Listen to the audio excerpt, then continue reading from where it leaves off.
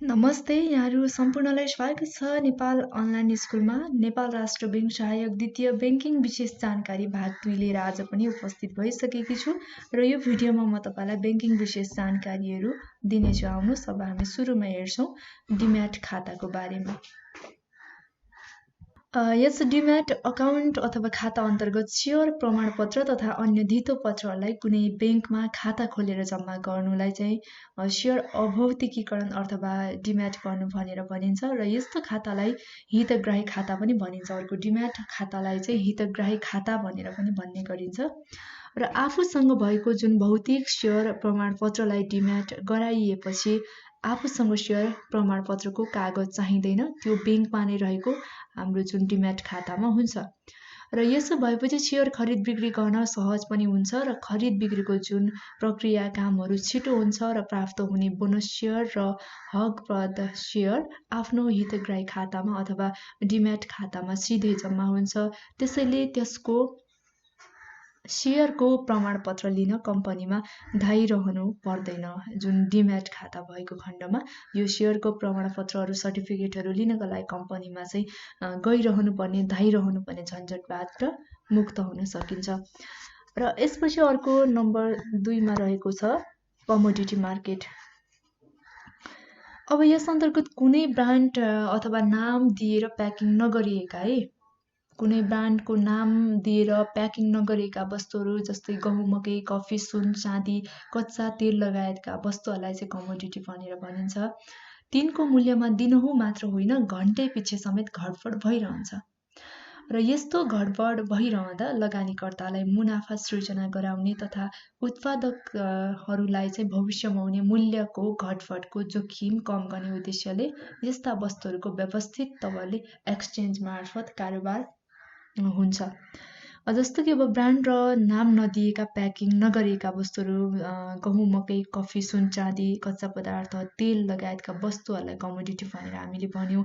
अनि यी वस्तुहरूको मूल्य चाहिँ दिनहुँ मात्र होइन घन्टै पछि पनि घटबड भइरहेको हुन्छ, तलमाथि भइरहेको हुन्छ र यस्तो तलमाथि अथवा मूल्यमा घटबड भइरहँदाखेरि जुन लगानीकर्तालाई मुनाफा सृजना गराउने अनि जुन उत्पादकहरूलाई चाहिँ भविष्यमा जुन मूल्यको यी वस्तुहरूको मूल्यको थप घटको बारेमा जोखिमका सम्बन्धमा चाहिँ कम गर्ने उद्देश्यले यस्ता वस्तुहरूलाई व्यवस्थित तवरले चाहिँ कारोबार गरिरहेको हुन्छ।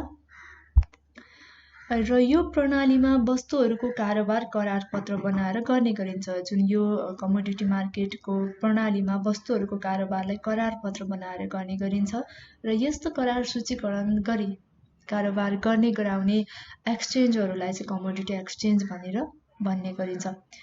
र नेपालको सन्दर्भमा हालसम्म स्थापित सबै कमोडिटिज एक्सचेन्जरहरूले चाहिँ कृषि उपज कृषिसँग सम्बन्धित धातु तथा ऊर्जाको करारमा कारोबार गर्दै र गराउँदै आइरहेको पनि छ र अहिले चाहिँ चलन चल्तीमा यस्ता करारका 4 प्रकारका प्रमुख वस्तुहरू रहेका छन्। यसमा भनेको फरवर्ड रहेको छ फ्युचर्स, त्यसपछि अप्सन र स्वाप। जुन हाल नेपालको कमोडिटी एक्सचेन्जमा भने फ्युचर्समा मात्र कारोबार हुने गरेको छ, जुन चाहिँ यो फ्युचरमा मात्रै कारोबार हुने गर्दछ। कुनै पनि वस्तुको मूल्य आजको मूल्यभन्दा भोलि चाहिँ त्यो मूल्यमा थप घट हुन सक्छ भनेर जुन फ्युचर्समा मात्रै कारोबार हुने गरेको छ र नेपालको कमोडिटी बजारमा उपयोग हुने मूल्य अमेरिकी डलर र भारतीय रुपैयाँलाई चाहिँ आधार मानेर तयार हुने गरेको पाइन्छ। र यो त भयो कमोडिटी मार्केटको बारेमा जानकारी। अब यसपछि अर्को रहेको छ नम्बर 3 मा यो चाहिँ रहेको छ ब्याज दर करिडोर।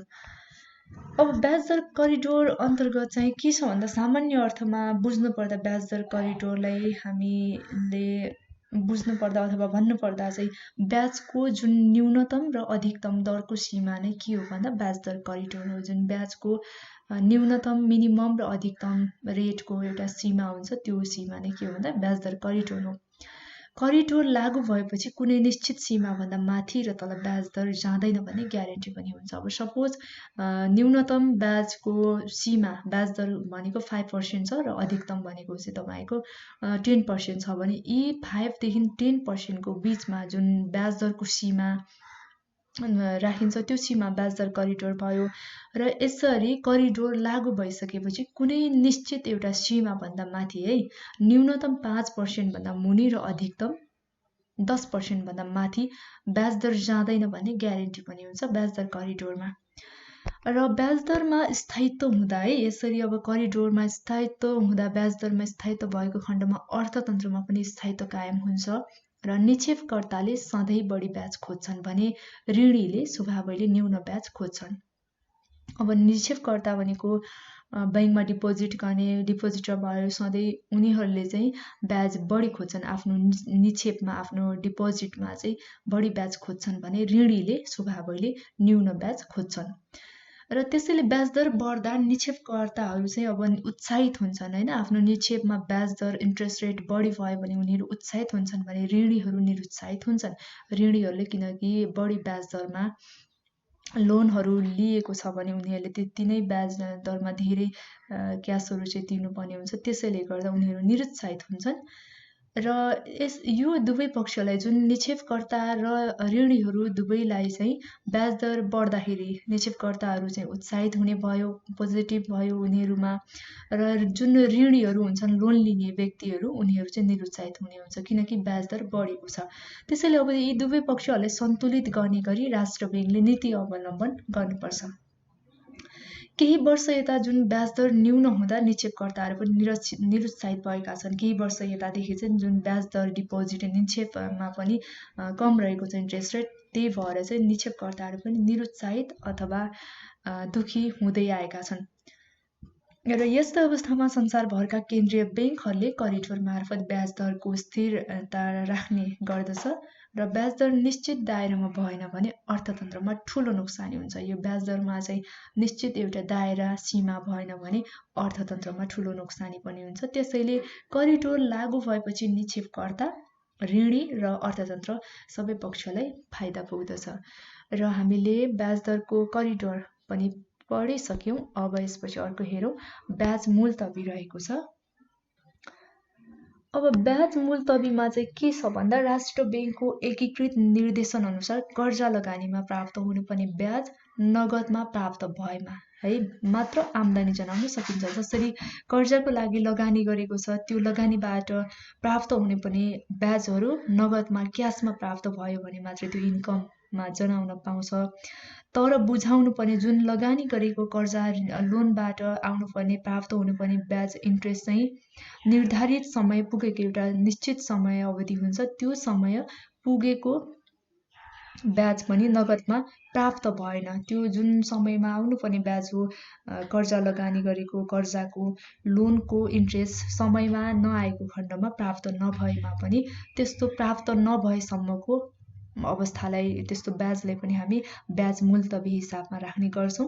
र त्यस्तै अर्को भनेको उठ्नुपर्ने भाका नागेर खराब कर्जामा जुन भाका नागेको छ लोनको एउटा निश्चित अवधि सपोज 1 वर्षको छ भने 1 वर्ष नागिसकेको छ है, त्यस्तो कर्जालाई चाहिँ हामी खराब कर्जामा परिणत गरेर जुन ऋणको ब्याज रकमलाई पनि मुलतवी हिसाबमा चाहिँ राख्ने व्यवस्था रहेको छ। र यो भयो ब्याज मुलतवी। अब यसपछि अर्को रहेको छ मुद्रास्फीति। अब मुद्रास्फीति अन्तर्गत चाहिँ के छ भने यहाँ सर्वसाधारणले प्रयोग गर्ने समग्र वस्तु र सेवाहरूको औसत मूल्य स्तरमा निरन्तर भएको मूल्य वृद्धिको अवस्था मुद्रास्फीति हो। जुन सर्वसाधारणले दैनिक रूपमा उपभोग गर्ने भयो समग्र वस्तु र समग्र वस्तु र सेवाहरूको औसत मूल्य स्तरमा निरन्तर, यो समग्र वस्तुहरूको औसत मूल्य स्तरमा के हुनु पर्यो भन्दा निरन्तर भएको मूल्य वृद्धिको अवस्था चाहिँ के हो भन्दा मुद्रास्फीति हो। र यसको मतलब केही वस्तु वा सेवाको मात्र मूल्य वृद्धि भएमा त्यसलाई चाहिँ मुद्रास्फीति भन्न सकिँदैन। र यसको मतलब चाहिँ के हो भन्दा समग्र वस्तु तथा सेवाहरूको औसत मूल्य स्तरमा निरन्तर रूपमा मूल्य बढिरहेको छ भने त्यो मुद्रास्फीति भयो। र यसको मतलब चाहिँ यो होइन कि कुनै पनि वस्तु तथा सेवाको मात्रै सबैको समग्रमा नभएर केही वस्तु तथा सेवाको मात्रै मूल्य वृद्धि भएको छ अरूको चाहिँ भएको छैन भने त्यसलाई चाहिँ हामी मुद्रास्फीति भनेर भन्न सक्दैनौँ, भनिँदैन। र यसका लागि चाहिँ मुद्रास्फीति हुनका लागि के हुनुपर्छ भने समग्रमा मूल्य स्तरमा वृद्धि भएको हुनुपर्छ, समग्र वस्तु र सेवाहरूको औसत मूल्य स्तरमा। र केही मूल्य घटे पनि धेरै जसो वस्तु तथा सेवाको मूल्य वृद्धि भएको छ र त्यस्तो वृद्धि लगातार भएको छ भने त्यस अवस्थालाई मुद्रास्फीति भनिन्छ। अब यहाँ बुझ्नुपर्ने कुरा के छ भने जुन केही वस्तु तथा सेवाको मूल्यमा वृद्धि भयो भने चाहिँ कुनै कुनै वस्तुको मात्रै मूल्यमा वृद्धि भएको छ भने त्यसलाई हामी मुद्रास्फीति भनेर भन्न सक्दैनौँ। तर यसै अन्तर्गत है समग्र मूल्य स्तरमा अथवा केही वस्तुहरूको चाहिँ मूल्य घटे पनि केही वस्तुहरूको मूल्य घटेको छ, समग्रमा होइन, केहीको वस्तुहरूको चाहिँ मूल्य घटेको छ र धेरै जसो प्राय जसो वस्तुहरूको चाहिँ सेवाको चाहिँ मूल्य वृद्धि भएको छ भने त्यस्तो अवस्थालाई चाहिँ हामी मुद्रास्फीति भनेर भन्ने गर्छौँ। अब मुद्रास्फीतिपछि कर्जा जोखिम रहेको छ।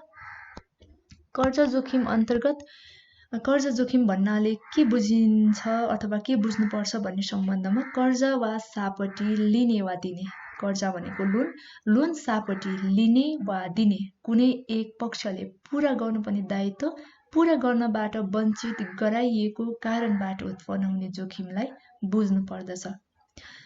अर्थात् यो कर्जा लिने व्यक्ति वा संस्था वा कर्जा ग्राहकले लिएको कर्जा वा ऋण वा सापट नतिरेको कारणले उत्पन्न हुने जोखिम हो। अब यहाँ कर्जा जोखिम अन्तर्गत चाहिँ के कुरा आएको छ भने जुन कर्जा भन्ने बित्तिकै लोनमा चाहिँ अब लोन लिने र दिने दुई पक्ष हुन्छ है।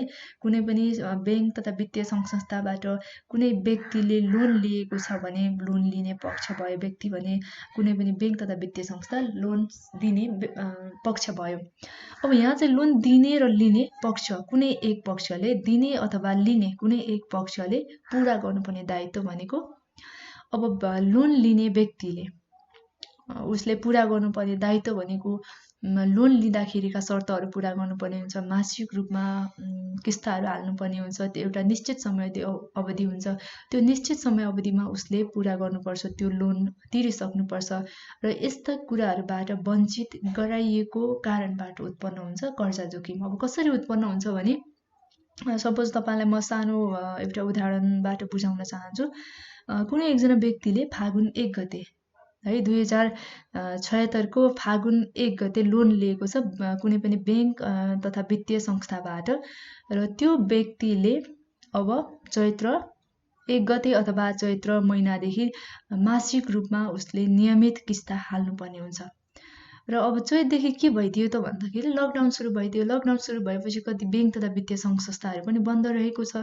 त्यसपछि उसले अब जुन उद्देश्यको लागि लोन लिएको थियो, कर्जा लिएको थियो, जुन कामको लागि लिएको उसले बन्द भएको कारणले गर्दा त्यो काममा लगानी गर्न पाएन। त्यो कामबाट उसले लोनलाई चाहिँ सदुपयोग गरेर लोनको किस्ता पनि जुन बैंक तथा वित्तीय संस्थाबाट लिएको हो त्यहाँ किस्ता हाल्न सकेन, तिर्न सकेन भने अब कुनै बैंक तथा वित्तीय संस्था जुन संस्था अथवा बैंकबाट लोन लिएको त्यो बैंकको लागि यो कर्जा जोखिमको रूपमा रहेको छ। किनकि उसले काम पनि गरिरहेको छैन, बैंक तथा वित्तीय संस्था नियमित रूपमा सञ्चालन पनि भइरहेको छैन, अनि लोन लिने व्यक्तिले नियमित रूपमा किस्ता हालिरहेको छैन, उसले काम पनि गरिरहेको छैन भने अब कहाँबाट कसरी तिर्ने कि नतिर्ने, तिर्न सक्ला कि नसक्ला भन्ने जुन बैंक तथा वित्तीय संस्थाको लागि यो कर्जा जोखिमको रूपमा रहेको छ।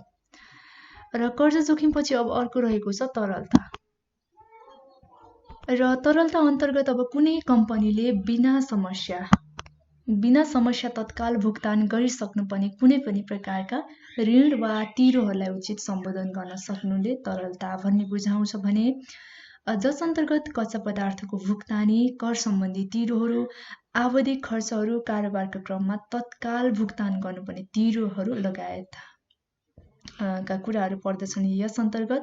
र कम्पनीहरूले यी तिरो तिर्ने माध्यम नै नगद हो। जुन कम्पनीहरूले विभिन्न कच्चा पदार्थको भुक्तानी भयो अनि कर सम्बन्धी तिरोहरू, आवधिक खर्चहरू, कारोबारका क्रममा तत्काल भुक्तान गर्नुपर्ने तिरोहरू तिर्ने माध्यम चाहिँ नगद हो।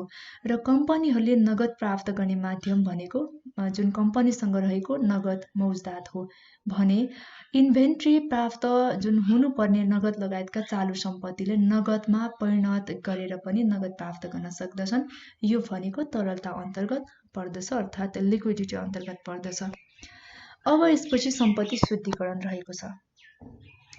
सम्पत्ति शुद्धिकरण अन्तर्गत के रहेको छ भने गैर कानुनी रूपमा आर्जित आयलाई रूपान्तरण गर्दै वैध बनाउने जुन प्रयासलाई सामान्य अर्थमा हामी सम्पत्ति शुद्धिकरण भनेर बुझ्छौँ। जुन गैर कानुनी रूपमा आय आर्जन गरेर कुनै व्यक्ति वा सङ्घ संस्थाले आय आर्जन गरिरहेको छ, कमाइरहेको छ भने त्यो आय आर्जनलाई रूपान्तरण गर्दै वैध बनाउने कानुनी नीति नियम बमोजिम कानुनी रूपमा चाहिँ वैध बनाउने प्रयास गरिन्छ भने त्यसलाई चाहिँ हामी सामान्य अर्थमा सम्पत्ति शुद्धिकरण भनेर भन्छौँ। र यो एउटा वित्तीय कारोबारको त्यस्तो पाटो हो जसमा चाहिँ सामान्यतया कुनै कसुर वा अपराधिक कार्यबाट आर्जित आम्दानीलाई वैध सम्पत्तिमा बदलेर विभिन्न ढङ्गले कानुनी स्वरूप दिने प्रयास गरिन्छ। अब जुन कसुर भयो सामान्यतया कुनै कसुर, त्यसपछि अपराधिक कार्यहरूबाट जुन कानुन विपरीत रहेको छ, यी यावत कुराहरू जुन चाहिँ कानुनको विपरीत रहेको छ, यस्तो कामहरूबाट आर्जित गरेको आम्दानीलाई चाहिँ कानुन बमोजिम सम्पत्तिमा वैध सम्पत्तिमा बदलेर विभिन्न ढङ्गबाट जुन कानुनी स्वरूप दिने प्रयास गरिन्छ त्यो नै के हो भन्दा सम्पत्ति शुद्धिकरण हो। र अर्को शब्दमा भन्नुपर्दा सम्पत्ति शुद्धिकरण वित्तीय कारोबारको त्यस्तो एउटा पक्ष हो जसमा आफूले अवैध वा कसुर गरी जुन कानुनको नियमको विपरीत रहेको छ यसरी कमाइएको सम्पत्तिको वास्तविक उत्पत्ति, त्यसपछि स्रोत लुकाउने एवं छिपाउने र विभिन्न वित्तीय कारोबारको माध्यमबाट नयाँ कानुनी स्रोत सृजना गर्ने प्रयास गरिन्छ र त्यस्तो सम्पत्तिलाई चाहिँ शुद्ध बनाउने प्रयास जहाँ हुन्छ त्यो चाहिँ सम्पत्ति शुद्धिकरण हो। र सम्पत्ति शुद्धिकरण अनुसन्धान विभागका अनुसार चाहिँ सम्पत्ति शुद्धिकरणको अपराध आफैमा अपराध सम्बन्ध कसुर नभएर मूल कसुरको एउटा सह उत्पादन पनि हो भनेर यहाँ अनुसन्धान विभागका महानिर्देशक जीवन प्रकाश सिटौलाले भन्नुभएको छ।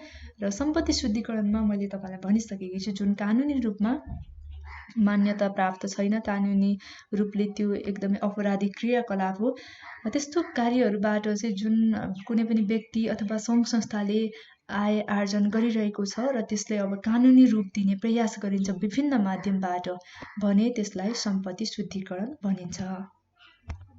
यसै क्रममा अर्को रहेको छ आस्पाव प्रणाली। आस्पाव प्रणाली अन्तर्गत धितोपत्र सेयरको जुन सार्वजनिक निष्कासनमा आवेदन दिने आवेदकको पैसा धितोपत्रको बाँडफाँड नहुन्जेलसम्म आवेदकले बैंक खातामा रोक्का हुने व्यवस्था के हो? आस्पाव प्रणाली हो।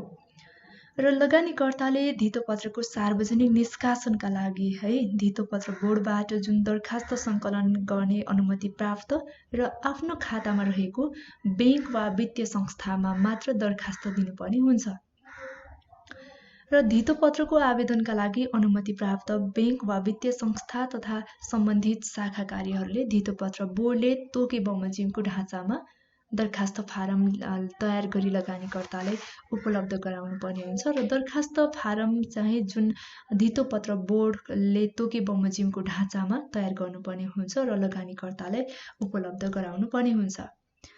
र बैंक वा वित्तीय संस्थाले दरखास्त सङ्कलन गर्न विद्युतीय प्रणाली, अब यो दरखास्त सङ्कलनका लागि चाहिँ बैंक तथा वित्तीय संस्थाले विद्युतीय प्रणाली अर्थात् अनलाइन सिस्टमको समेत प्रयोग गर्न सक्नेछन् यस विषयमा चाहिँ।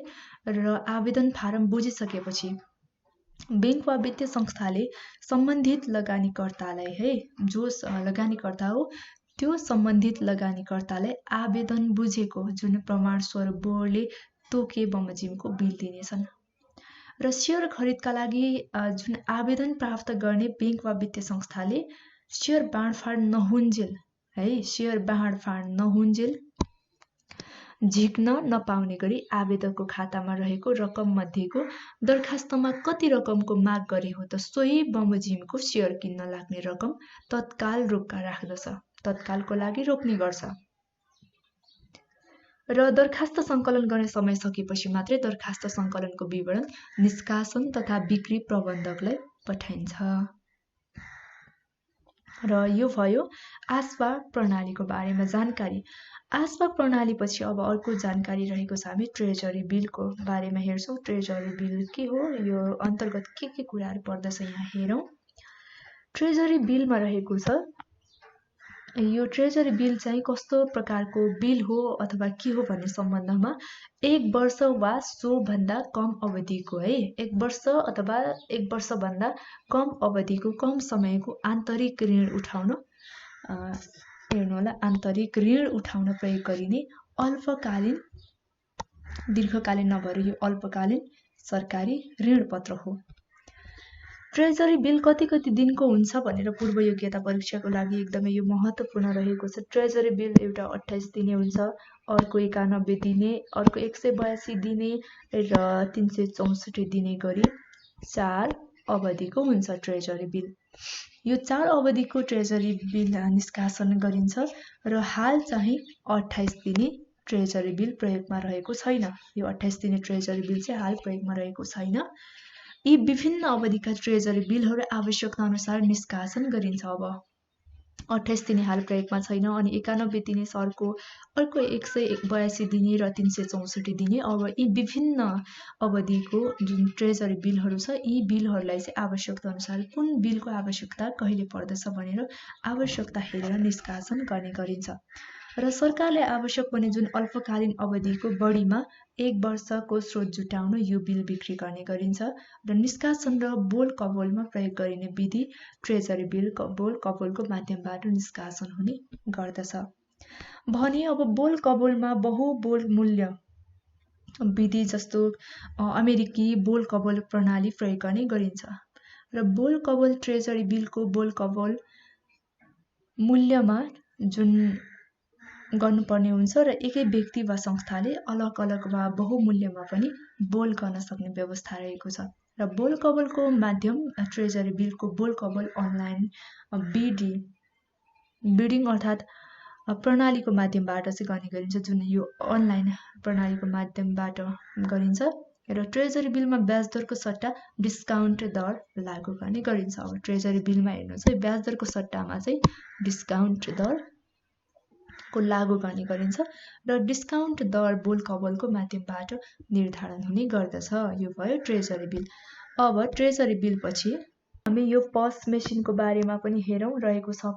POS पस मेसिन भनेको क्यासलेस कारोबार गर्ने माध्यम हो र जसबाट चाहिँ ग्राहकहरूले आफ्नो डेबिट वा क्रेडिट कार्डको प्रयोग नगरिकन यसबाट ग्राहकले आफ्नो डेबिट कार्ड र क्रेडिट कार्डको प्रयोगबाट रकम भुक्तानी गरी समाधान तथा सेवाहरू खरिद गर्न सक्छ, पर्चेज गर्न सक्छ र दैनिक उपभोग्य सामान किन्ने पसल, डिपार्टमेन्टल स्टोरहरू अनि ठुल्ठुला सपिङ मलहरू, होटल, हवाई टिकट, सिनेमा हल लगायतमा पैसाको कारोबार गरिने जुनसुकै स्थानहरूमा क्षेत्रहरूमा पनि यो मेसिनको प्रयोग गर्न सकिन्छ र एटिएम वा ब्याङ्कमै गएर नगद निकाल्नुपर्ने झन्झटलाई यो सिस्टमले निर्मूल पारेको छ। जस्तो कि एटिएमबाट ब्याङ्कमै जानुपर्छ एटिएमको लागि हैन, अनि अर्को चेकको लागि पनि ब्याङ्कमै जानुपर्ने हुन्छ। यसरी एटिएम र ब्याङ्कमै गएर नगद निकाल्नुपर्ने, लाइनमा बस्नुपर्ने झन्झट यावत कुराहरूलाई चाहिँ यो सिस्टमले निर्मूल पारेको छ र साथमा पैसा हराउने अथवा लुटिने लगायतका समस्याबाट पनि यो सिस्टमले बचाएको छ र जसको प्रयोग समुन्नत मुलुकहरूमा अत्यावधिक हुने गर्दछ भने यस किसिमको कारोबार बढ्दै गयो भने नेपाल राष्ट्र ब्याङ्कलाई पनि नोट्स छापिरहनु पर्ने चाहिँ हुँदैन। यो झन्झट चाहिँ कम हुन्छ। जुन नेपाल राष्ट्र ब्याङ्कलाई पनि नोट छापिरहनु पर्दैन यो पस मेसिन अर्थात् क्यासलेस कारोबार गर्ने माध्यम भएको खण्डमा। अब यसै क्रममा हामी अर्को जानकारी पनि लिन्छौँ। यहाँ कर्जा सम्बन्धी रहेको छ यो जानकारी चाहिँ, जुन पुनर्कर्जा भनेको के हो, यसको प्रकारहरू के हुन सक्छन् र यो कस्तो व्यक्तिले पाउने कर्जा हो भनेर यहाँ पुनर्कर्जाको सम्बन्धमा रहेको छ। यो हेरौँ हामी सुरुमा। अब रहेको छ यहाँ एक व्यक्ति वा व्यवसायले ब्याज दर, भुक्तानी कार्यतालिका र अघिल्लो क्रेडिट सम्झौताको शर्तहरू संशोधन गर्न लिइने कर्जालाई नै पुनर्कर्जा भनिन्छ। अब यहाँ हेर्नुहोस् है, कुनै पनि एक व्यक्ति अथवा सङ्घ संस्था भयो व्यवसायले ब्याज दर अनि भुक्तानी तालिका र अघिल्लो क्रेडिट सम्झौताहरू संशोधन गर्न लिइने कर्जा पुनर्कर्जा हो। र पुनर्कर्जा भन्नाले वित्त पोषण भन्ने बुझिन्छ। सामान्यतः जब तपाईँ पुरानो कर्जा चुक्ता गर्न एक नयाँ कर्जा लिनुहुन्छ भने यसलाई पुनर्कर्जाको रूपमा लिइन्छ। र पुनर्कर्जाको अर्थ मूलतः फेरि सबैको लागि आवेदन दिनु हो। यस अन्तर्गत के रहेको छ हामीले कसरी बुझ्नु पर्दछ पुनर्कर्जालाई भन्दाखेरि मानौ तपाईले नेपाल राष्ट्र बैंक नभएर कुनै एउटा बैंकबाटै अथवा बैंकबाट या त कुनै वित्तीय संस्थाबाट लोन लिनुभयो। तपाईले 6 महिनाको लागि 1 लाख लोन लिनुभएको छ है। र 6 महिनाको लागि 1 लाख लोन लिनुभएको छ, त्यो कति पर्सेन्टमा हो तपाईले त्यही पर्सेन्ट अनुसार हिसाब गर्नुपर्ने हुन्छ। मानौ यहाँ चाहिँ तपाईले 6 महिनाको लागि 1 लाख लोन लिनुभएको छ। यसको समय अवधि 6 महिनाको हामीले सुरुमा मानेका छौं र लोन भनेको अथवा कर्जा भनेको 1 लाख छ। अब 6 महिनामा 1 लाख मध्ये 6 महिना हो निश्चित समय अवधि, पूरा समय 6 महिनाभित्र तिर्नुपर्ने हुन्छ 1 लाख। तर अब त्यो व्यक्तिले 4 महिना पुग्दासम्ममा 60,000 तिरिसकेको छ। 4 महिना पुग्दा 60,000 तिरिसकेको छ उसले। र अब 4 महिनामा 60,000 तिरिसक्दाखेरि उसको बाँकी भनेको 40,000 रह्यो। 40,000 उसले तिर्न बाँकी रह्यो र 4 महिनामा 60,000 तिरिसक्दाखेरि उसलाई फेरि पनि अर्को लोन आवश्यक पर्यो।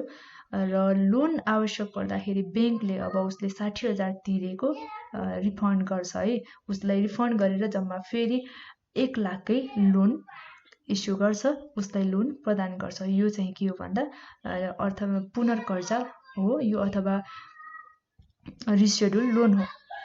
र यो गर्दाखेरि जुन व्यक्तिले लोन लिने व्यक्तिले 60,000 तिरेको थियो, त्यो 60,000 फेरि पनि नयाँ 60,000 प्लस उसको तिर्न बाँकी 40,000 गरेर 1 लाखकै नयाँ कर्जा प्राप्त गर्यो। यसलाई चाहिँ हामी पुनर्कर्जा भनेर बुझ्छौं। र यो प्रक्रियाको लागि चाहिँ पुनर्कर्जाको लागि लोन लिने व्यक्तिले अथवा त्यो पहिलो जो व्यक्तिले लोन लिएको छ उसले सबै आवेदनहरू दिनुपर्ने हुन्छ।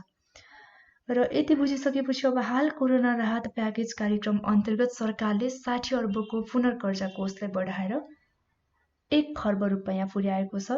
वैशाख 14 गते बसेको मन्त्री परिषद बैठकले गरेको निर्णय सार्वजनिक गर्दै अर्थमन्त्री युवराज खतिवड़ाले 60 अर्बको पुनर्कर्जा कोषलाई 1 खर्ब बनाउने निर्णय गरेको छ। र चालु आर्थिक वर्षको हालसम्म 35 अर्बभन्दा बढी पुनर्कर्जाहरू प्रभाव भएको केन्द्रीय बैंकले जनाएको छ भने नेपाल राष्ट्र बैंकले इजाजत प्राप्त क वर्ग त्यसपछि ख र ग वर्गका बैंक तथा वित्तीय संस्थाहरूलाई पनि तोकिएका शर्तहरूको अधीनमा रहेर पुनर्कर्जाको सुविधा उपलब्ध गराउने भएको छ, गराउँदछ। र यस पुनर्कर्जा अन्तर्गत चाहिँ रहेको छ विभिन्न प्रकारहरू रहेको छ। सुरुमा हामी साधारण पुनर्कर्जाको बारेमा हेर्छौँ। यहाँ रहेको छ साधारण पुनर्कर्जा कस्तो प्रकारको कर्जा हो भन्ने सम्बन्धमा छ यहाँ।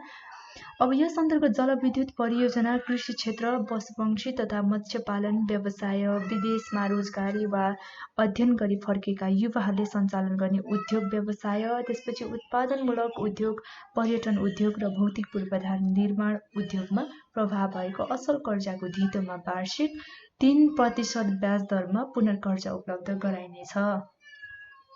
र यस्तो पुनर्कर्जा प्रदान गर्दा जुन औद्योगिक व्यवसाय ऐन 2073 मा उल्लेख भएका अति अविकसित क्षेत्रका उत्पादनमूलक उद्योगहरूलाई प्राथमिकता दिइनेछ। अविकसित र अति अविकसित क्षेत्रहरूको उद्योगहरूलाई उत्पादनमूलक उद्योगहरूलाई चाहिँ प्राथमिकता दिने व्यवस्था छ भने अब उत्पादनमूलक उद्योग भन्नाले चुरोट, बिडीहरू, खैनीहरू लगायतका सुर्तीजन्य उद्योग र मदिराजन्य उद्योग बाहेकका उत्पादनमूलक उद्योगहरूलाई जनाउने गर्दछ। अब यसपछि खमा छ पर्यटकीय सम्भावना रहेका तर तुलनात्मक रूपमा विकास हुन नसकेका है। जुन पर्यटकीय सम्भावना प्रबल रहेको छ त्यहाँ तुलनात्मक रूपमा जति पर्यटकीय सम्भावना बोकेको क्षेत्रहरूको विकास हुनुपर्ने हो त्यो भइरहेको छैन। पर्यटकीय गन्तव्यहरू जस्तो कि पाथिभरा, माइपोखरी, भीमेश्वर अनि कालिन्चोक, हलेसी, खफ्तर क्षेत्र लगायतका सुविधा सम्पन्न क्षेत्रमा स्तरीय होटल स्थापना गर्न प्रदान गरिएका जुन असल कर्जाको सुरक्षणमा वार्षिक 3% ब्याज दरमा पुनर्कर्जा उपलब्ध गराइनेछ। अब यहाँ अर्को रहेको छ गमा साधारण पुनर्कर्जा सुविधा उपयोग गर्दाको अवधिमा बैंक तथा वित्तीय संस्थाहरूले सम्बन्धित ऋणीबाट 7% भन्दा बढी ब्याज लिन नपाउने व्यवस्था रहेको छ। त्यसैगरी अर्को 2 नम्बरमा रहेको छ विशेष कर्जा। हामीले साधारण कर्जा अन्तर्गतका कुराहरू पढिसक्यौँ। अब विशेष कर्जामा हेरौँ। क नम्बरमा छ यहाँ नेपाल सरकारबाट तोकिएका जुन घरेलु तथा साना उद्योगहरू वैदेशिक रोजगारीको लागि प्रभाव भएको जुन कर्जाको धितोमा वार्षिक 1% ब्याज दरमा पुनर्कर्जा उपलब्ध गराइनेछ। अब अर्को भनेको अस्ट्रिच पालन अनि अलैँची खेती र मौरी पालन गरी निर्यात गरेमा निर्यात बराबरको रकम नबढ्ने गरी असल कर्जाको धितो सुरक्षणका आधारमा वार्षिक 1% ब्याज दरमा पुनर्कर्जा उपलब्ध गराइनेछ। यसै क्रममा रहेको छ अर्को भनेको दलित जनजाति उत्पीडित महिला विपन्न वर्ग तथा समुदायका व्यक्तिद्वारा सञ्चालित जुन साना व्यवसायमा प्रदान गरिएको असल कर्जाको धितो संरक्षणमा वार्षिक 1% ब्याज दरमा पुनर्कर्जाको उपलब्ध गराइनेछ। र विशेष पुनर्कर्जा सुविधा उपयोग गर्दाको अवधिमा बैंक तथा वित्तीय संस्थाहरूले सम्बन्धित ऋणीबाट वार्षिक 3% भन्दा बढी ब्याज लिन नपाउने व्यवस्था रहेको छ। लिन पाइँदैन वार्षिक 3% भन्दा बढी ब्याज। अब 3 नम्बरमा रहेको छ निर्यात पुनर्कर्जा। निर्यात व्यवसायी फर्म जुन कम्पनीलाई निर्यात सम्बन्धी कागजातको आधारमा नेपाली मुद्रामा प्रवाह गरेको कर्जा र निर्यात प्रवर्धन उद्योगलाई प्रभाव भएको जुन असल कर्जाको धितोमा वार्षिक कति प्रतिशत 1% दरमा चाहिँ निर्यात पुनर्कर्जा उपलब्ध गराइने व्यवस्था रहेको छ भने अर्को खमा छ निर्यात पुनर्कर्जा सुविधा उपयोग गर्दाको अवधिमा बैंक तथा वित्तीय संस्थाहरूले सम्बन्धित ऋणीबाट वार्षिक 3% भन्दा बढी ब्याज लिन पाइने छैन। यो लिन नपाउने व्यवस्था रहेको छ जुन सम्बन्धित ऋणीबाट बैंक तथा वित्तीय संस्थाहरूले 3% वार्षिक ब्याज 3% चाहिँ वार्षिक ब्याज दर लिन पाउनेछ र 3% भन्दा बढी चाहिँ लिन पाइँदैन। अर्को ग नम्बरमा छ निर्यात अन्तर्गत विदेशबाट विदेशी मुद्रा आम्दानी भएको अनुगमन सम्बन्धित बैंक वा वित्तीय संस्थाले गर्नुपर्नेछ है। निर्यात अन्तर्गत चाहिँ विदेशबाट विदेशी मुद्राहरू कति आम्दानी भएको छ त यस सम्बन्धमा अनुगमन बैंक तथा वित्तीय संस्थाले गर्नुपर्छ। र साथै यस्तो भुक्तानी प्राप्त भएको मितिले 4 कार्यदिनभित्र पुनर्कर्जाको सावा र ब्याज एकमुष्ट रूपमा भुक्तानी गर्नुपर्ने हुन्छ। अर्को भनेको जुन निर्यात पुनर्कर्जाको हकमा उत्पादन कार्यमा समेत संलग्न भएको खण्डमा उत्पादन कार्यमा लिएको कर्जा वा निर्यातको लागि लिएको कर्जा मध्ये कुनै एक तहको कर्जामा मात्रै निर्यातको पुनर्कर्जा चाहिँ उपलब्ध गराउने व्यवस्था रहेको छ। अब अर्को 4 नम्बरमा छ साना तथा मझौला उद्यममा पुनर्कर्जा। परियोजना कर्जाको रूपमा साना तथा मझौला उद्यमहरूमा बैंक तथा वित्तीय संस्थाबाट जुन प्रभावित रु 15 लाखसम्मको असल कर्जाको धितो सुरक्षणमा वार्षिक 2% ब्याज दरमा पुनर्कर्जाको सुविधा उपलब्ध गराउने व्यवस्था रहेको छ। यो चाहिँ के अन्तर्गत भन्दा जुन परियोजना कर्जाको रूपमा चाहिँ साना र मझौला उद्यमहरूमा बैंक तथा वित्तीय संस्थाहरूबाट प्रभावित रु 15 लाखको असल कर्जाको धितो सुरक्षणमा वार्षिक कति प्रतिशत ब्याज दर भन्दा 2% ब्याज दरमा चाहिँ पुनर्कर्जाको सुविधा उपलब्ध गराउने व्यवस्था रहेको छ भने ख नम्बरमा छ यस्तो पुनर्कर्जा सुविधा उपयोग गर्दाको अवधिमा बैंक तथा वित्तीय संस्थाहरूले सम्बन्धित ऋणीबाट 5% भन्दा बढी ब्याज लिन पाइने छैन। अर्को भनेको आगलागी एवं बाढी तथा डुबानबाट पीडित घर परिवारलाई आवश्यक घर पुनर्निर्माण र व्यवसाय पुनः सञ्चालनका लागि प्रदान गरिने पुनर्कर्जा चाहिँ कार्यविधि बमोजिम पुनर्कर्जा सुविधा उपलब्ध गराउनु पर्ने हुन्छ। आगलागी भयो त्यसपछि बाढी पीडित डुबानहरूबाट चाहिँ पीडित आवश्यक घरहरू पुनर्निर्माणका लागि र व्यवसायलाई पुनः सञ्चालन गर्नका लागि चाहिँ यो पुनर्कर्जाको सुविधा उपलब्ध गराउने व्यवस्था रहेको छ। र आजको यो भिडियोमा हामीले बैंकिङ विशेष विभिन्न शीर्षक अन्तर्गत रहेर पढ्यौँ, हामीले जानकारी लिइसकेका छौँ र यी कुराहरू चाहिँ ब्याङ्किङको लागि एकदमै बुझ्न जरुरी हुन्छ, महत्त्वपूर्ण रहेको छ। र अर्को भिडियोमा तपाईले अर्को नयाँ टपिकको साथमा जानकारी दिनको लागि आउने नै छु। आजको भिडियोमा यति नै। तपाईँ सम्पूर्णको बाँकी पल शुभ बितोस्। हवस् त, नमस्कार।